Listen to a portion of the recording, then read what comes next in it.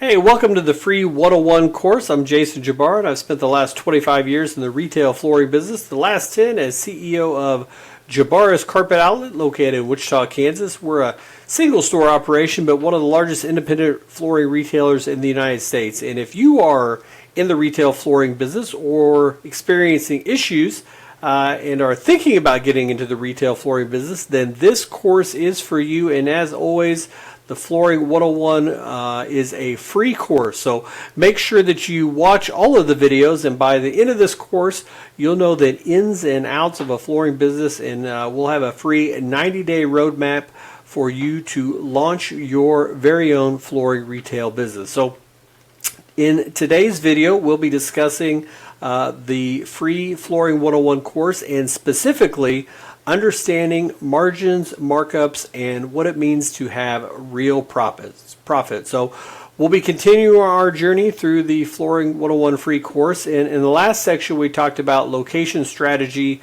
that drives traffic, and today we'll be discussing specifically understanding margins, markups, and real profit. So, if you stick with us, you'll learn how to start, run, and scale a profitable flooring business through proven systems for sales, operations, and marketing. So let's get into it, understanding margins, markups, and real profits. And the 5 main points that we'll be covering today are 1, markup versus gross margin; 2, margin by product category; 3, a blended margin strategy; 4, discounting dangers; and then lastly, we'll be talking about setting a target gross margin for your business. So this episode should give you a very good idea of what your markup and margin strategy is going to be for your business, and you need to make sure that you do have a strategy going into opening your own business. And at the end, you should be able to answer the question, do you understand the difference between markup and margin, and why is that so important? So at the end of the video, please let us know what you liked and what questions you might have. Remember to click on the accountability post below for a quick check-in on lesson number 6. And over the next several videos of this free course, the transformation that we would like you to see moving forward is, I don't know where to start, to I have a clear, confident plan moving forward. So plus, if you want to get one-on-one and really dive into bettering your business, you can go to jasonjabbar.com and book a free call, or you can click on the book a call option on the community bio. I'd love to book a call with you. Take 10-15 minutes and just talk a little bit about your business and your ideas, and seeing if there's a way that we can really help you to be as successful as you possibly can be in the retail flooring business. So let's get into it. If you want a true flooring reality check, I would start with this. Most stores that look busy are not actually profitable. The root issue is always that there's a misunderstanding of markup versus gross margin.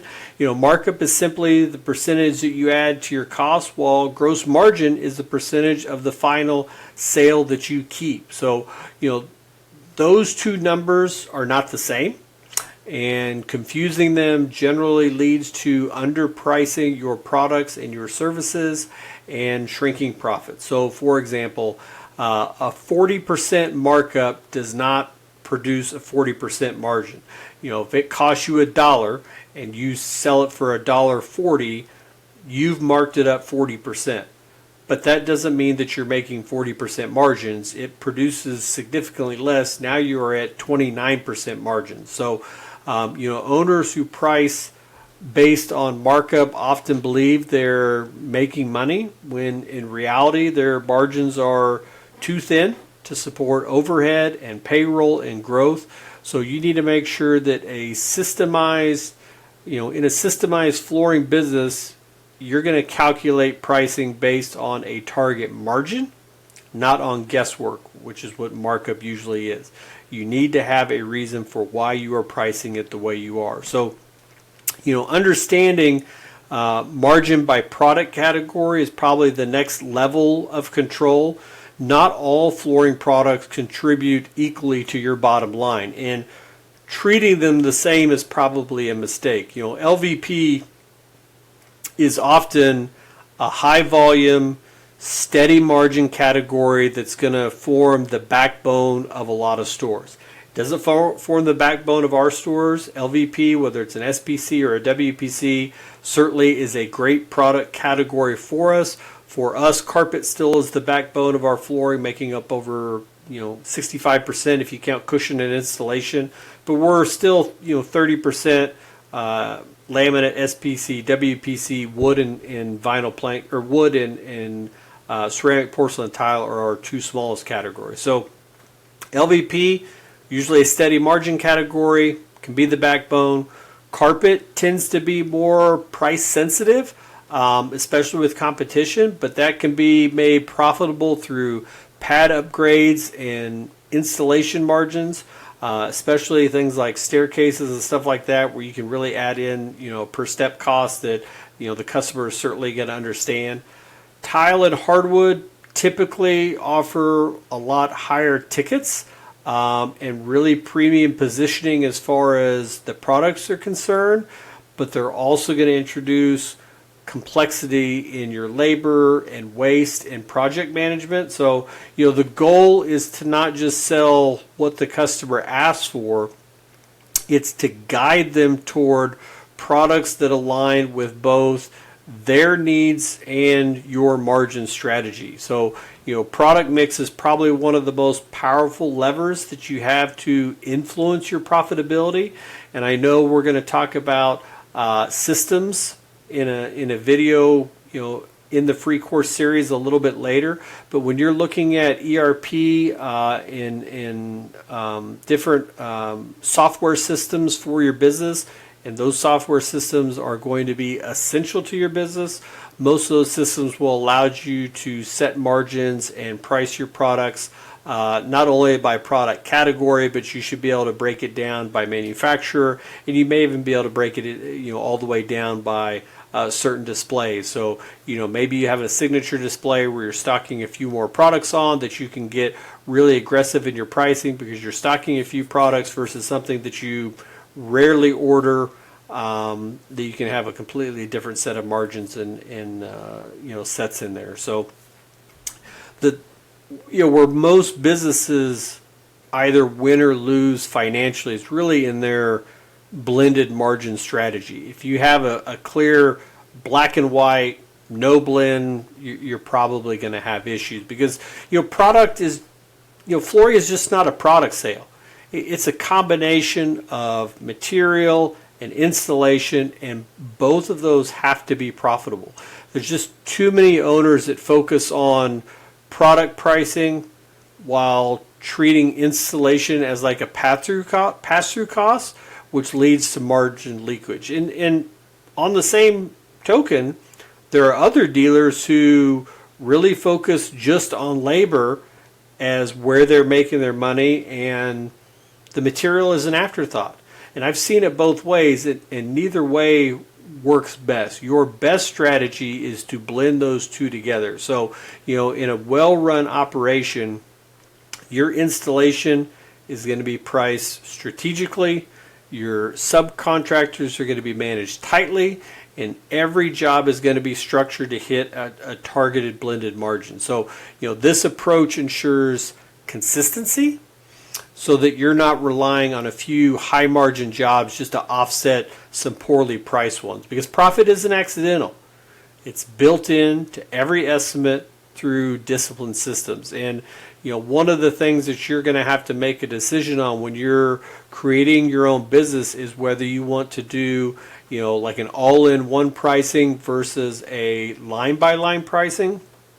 And I've seen it work successful both ways.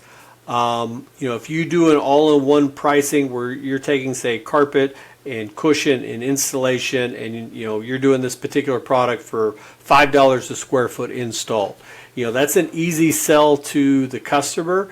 But for us, that's also a place where you can really, you're either going to lose margin in there somewhere, or you're going to have to back off of that statement. So, you may be selling this product for $5 a square foot, carpet, cushion, and installation, and then they say, well, I have furniture. Well, that's added installation. Or I have A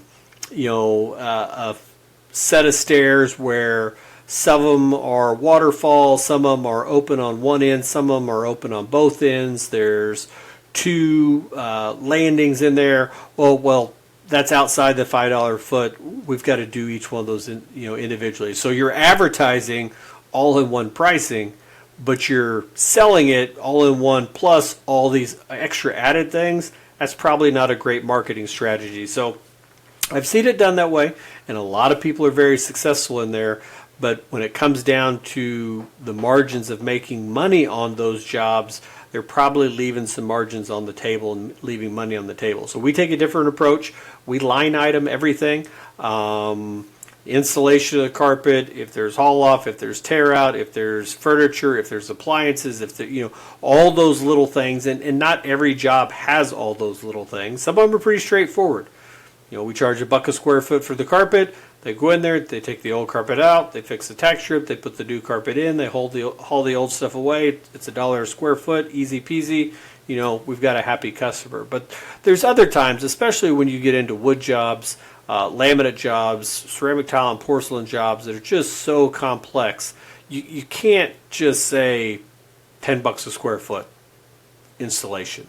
Like, there's just too much in there. So, for us, we probably have over 500 different labor lines in our software system. We use RFMS, but QFloors, Rollmaster, they're all great systems. They all have their pluses and minuses. You need to make sure you take meetings on all of them.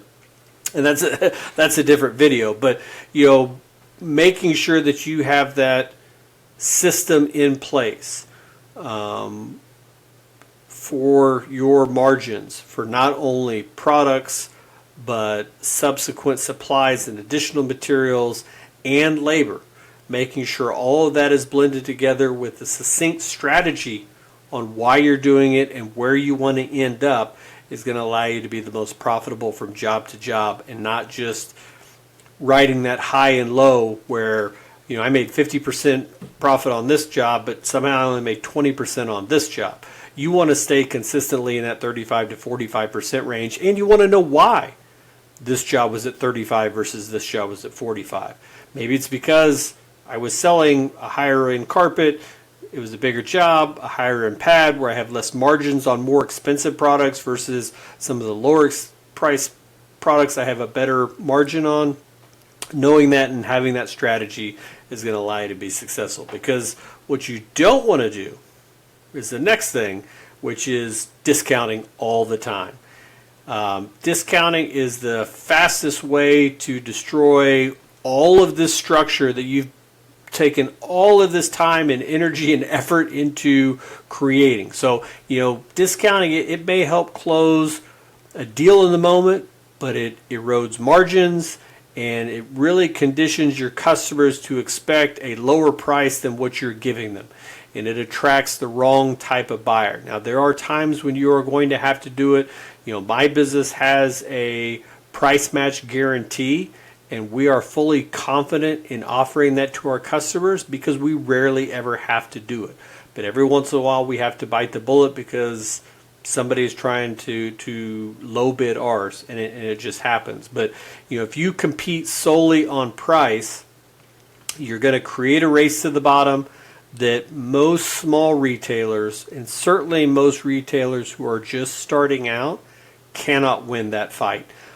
Instead, strong operators are going to focus on value, education, service, experience, trust, and protecting their pricing integrity. That's what's going to make you successful. If you set a blended gross margin target, typically 35 to 45%, based on our expenditures, if we can keep our gross margin at 40% or above, I know anything over 40% is going to be gravy for us moving forward and won't hurt me after my expenditures. So in making every decision on how you price carpet, wood, tile, supplies, installation, making sure that those decisions on setting those prices support the goal of where you want to be on your margins on every sale is what's going to allow you to be successful. So protecting your margin is ultimately how you're going to protect your net profit. And without that discipline, even high revenue businesses are going to struggle to survive. Just because you sold 10 million doesn't mean you made 5.